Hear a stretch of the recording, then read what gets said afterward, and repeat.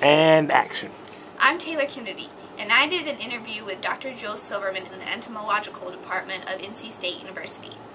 He focuses in urban pest management, and I wanted to learn more. So, I asked him a series of questions, as we all did. First one was, what inspired you to become an entomologist?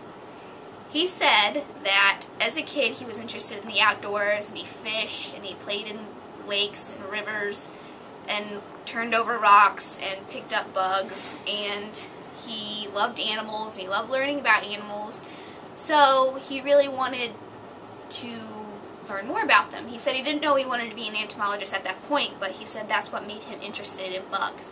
He didn't really want to be an entomologist until he was a grad student. He took his first entomological course his senior year as a undergrad, and then decided he wanted to go into entomology as a profession. His undergrad was actually in biology, and then he got his master's and his doctorate in entomology. I next asked him what his day-to-day activities were like as an entomologist, and he began by going back to his days in New Jersey where he worked for a company creating pest control agents, and he was a bench-level scientist and worked with insects and discovering ways of controlling them, and he was there for 9 years, and then he came here 11 years ago and began work here at NC State University, where he managed mostly. He said most of the stuff he does is management. He does postdocs, he works with students with developing ideas, mostly grad students, with their big plans and their theses and their projects, and he said he also teaches here, but he teaches a 500 level course, which is an aquatic insects, which Miss Oten took, he said, a while back, so that was interesting to me. And then I talked to him about how his research impacts the lives of non-entomologists, and he said a lot.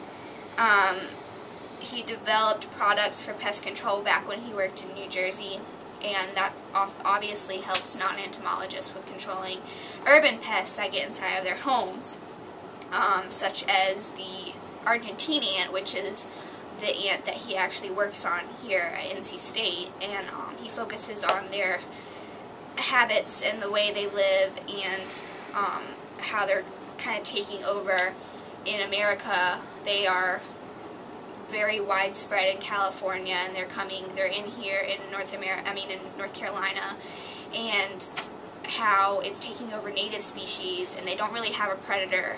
I asked him if they had predators, and he said no, and they just kind of take over and get inside of your houses. So they're trying to develop a way to control these insects, which will obviously benefit homeowners who are not entomologists.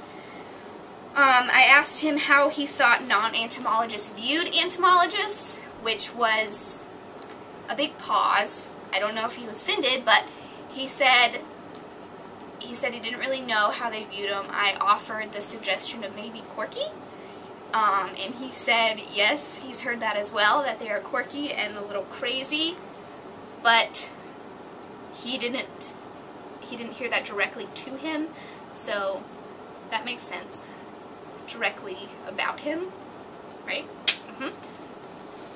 So, anyways, and he said that, what? Why? My legs hurt so bad. Okay. Alright. Okay, anyways, he also said that people probably feel this way because entomologists are very passionate about what they do.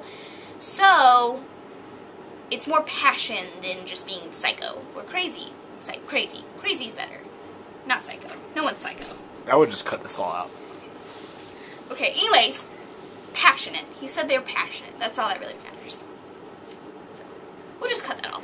We'll cut it all out. Yeah, you don't even need to mention any of that. Okay, next question. I then asked Dr. Silverman how non-entomological research impacted his work. He said science, obviously. Science is what gives them the tools and the technology to do the work that they do. It is the equipment that they use, it is the research, the ideas that they use. Everything about science is obviously is how they do their work, and it's vice versa. What entomologists do benefits science or biology, and what they do benefits entomologists. So, essentially, just science. That's what he said. I asked him what his favorite insect to work on was, or his favorite insect in general was, and he said that he didn't really know what his favorite insect was, but he said if he had to pick one, it would be the Argentine ant, which is the ant that he works on. And he says that he just really likes him, obviously, because he has to be passionate about that ant because he spends so much time working on it, so I said that's fair.